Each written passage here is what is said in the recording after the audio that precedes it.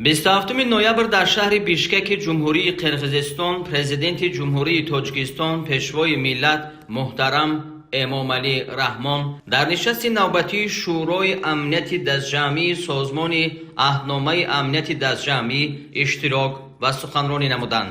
Сарвари давлати мо муҳтарам Эмомалӣ Раҳмон нахуст ба роҳбари кишвари мизбон барои муҳайёсозии шароити хуби ҳамоиш арзи сипос намуда, ҳолати кунунӣ ва дурнамои ҳамкорӣ дар доираи Созмони аҳдномаи амнияти дастҷамъиро мавриди таҳлилу баррасӣ қарор доданд.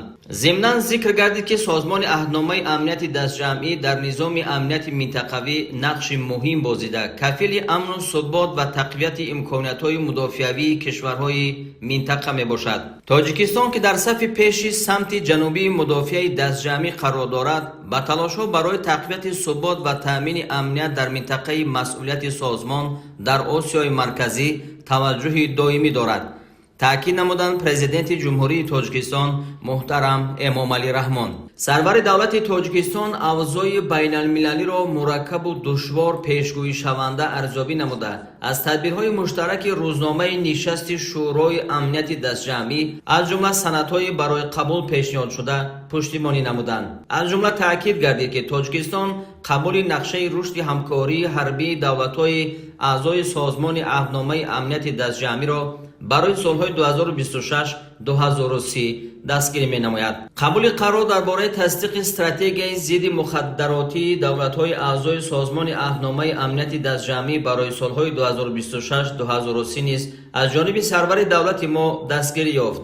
Зимнан дарёфти роҳҳои ҳамкорӣ миёни Созмони аҳдномаи амнияти дастҷамъӣ ва маркази зидди мухаддаратии Созмони ҳамкории Шанхай ки дар шаҳри Душанбе таъсис меёбад ба мақсад мувофиқ дониста шуд.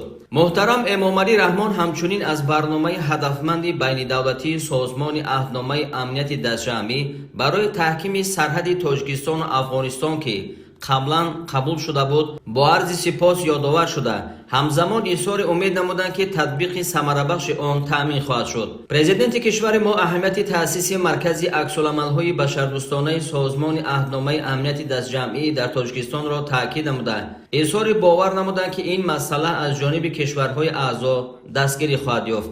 Муҳтарам Эмомалӣ Раҳмон ба масоили вобаста ба таҳдиду хатарҳои ҷаҳони имрӯза чун терроризму экстремизм, гардиши ғайруқонунии маводи мухаддир ва ҷиноятҳои созмонёфтаи фаромиллӣ таваҷҷӯҳи зиёд зоҳир намуданд.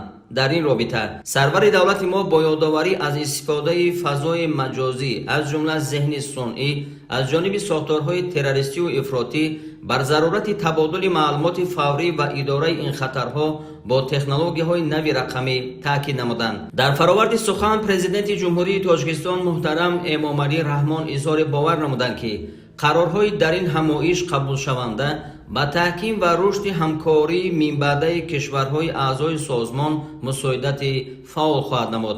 Дар ҷанбасти ҳамоиш аз ҷониби сарвари давлатҳои аъзои Созмони аҳдномаи амнияти дастҷамъӣ як зумра санадҳои нави муҳим ба имзо расид.